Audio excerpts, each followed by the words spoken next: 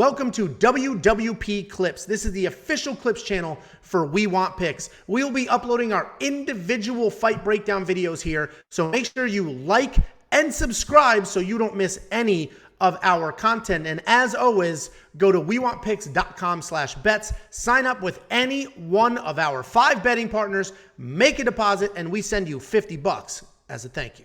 Next up at UFC Austin, we have Julian Marquez taking on Gregory Rodrigues.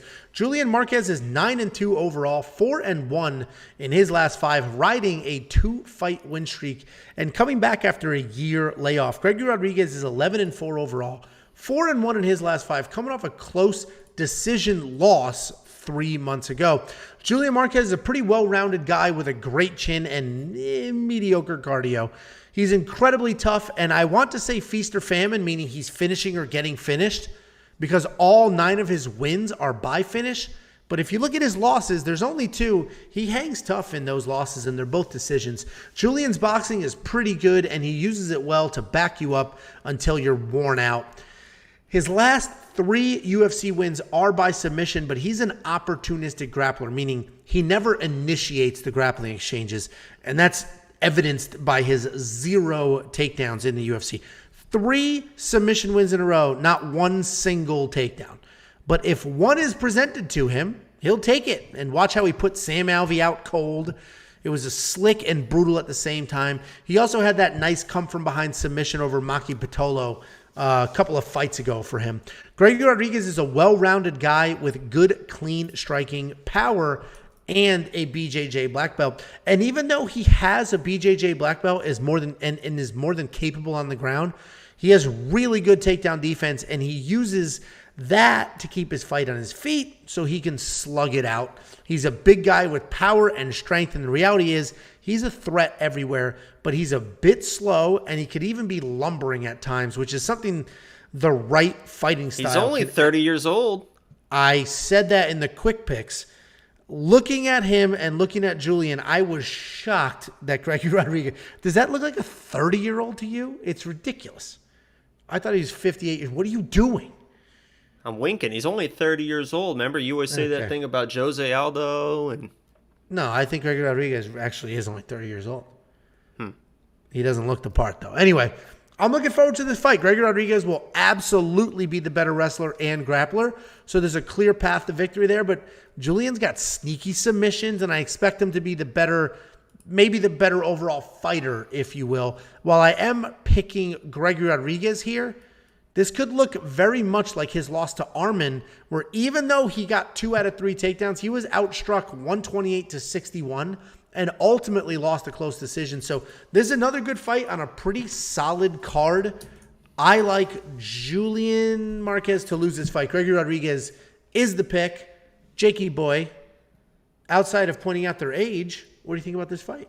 Yeah, I kind of went back and forth on this one, honestly, because you mentioned the wrestling chops of Gregory, and that Maki Pitolo fight was not a good look for Julian Marquez, honestly. He was on his way to absolutely losing that fight before he found that late submission, and he got out-wrestled the entire time. And if Gregory wants to out-wrestle people, he can out-wrestle and out-grapple most people, I think, in this division. He's that strong in the wrestling and that fluid. The way that he flows with people once he has them on the ground when they try and scramble out, the way he stays on their back, is very, very good.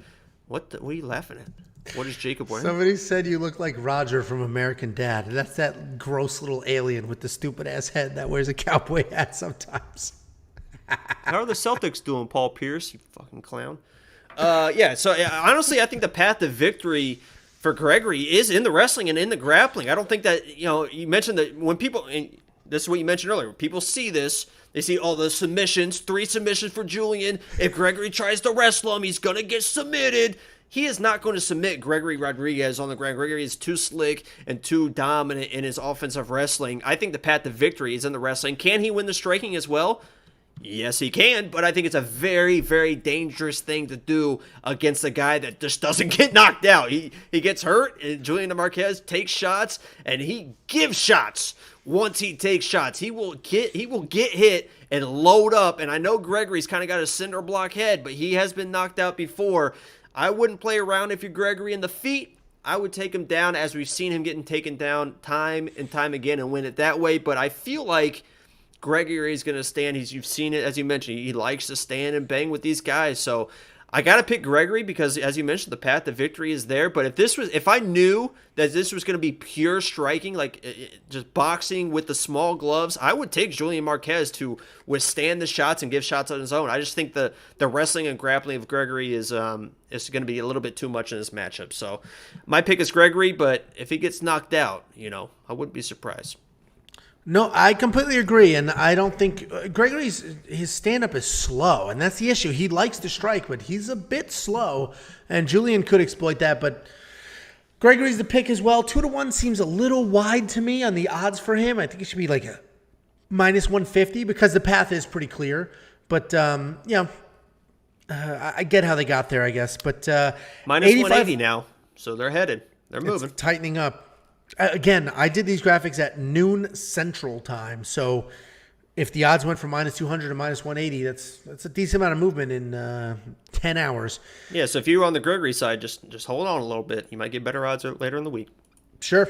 $8,500 in DraftKings. I think he could be worth that, right? Because he'll get 30 for a decision. He'll get the takedowns, control time, I'm assuming. So I think he is worth that in DraftKings. What do you think?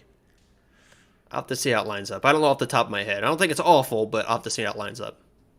Yeah, so at that price point in the mid-800s, I think he's a solid pick because there's a lot of 9,000s on this card. We don't have too many middle of the road fighters here. And the Monkey Knife Fight strike line 49 to 72, I think that's probably pretty accurate. It's a solid line. I do think this fight goes the distance, especially because Julian's proven how tough he is. So I think Gregory Rodrigues gets the takedowns, hammers away on top. Julian's always swinging and trying to make something happen. So I like more in the Monkey Knife Fight strike line. So does Sheriff. Go to WeWantPicks.com/bets. Sign up, make a deposit. I'll send you $50 as a thank you.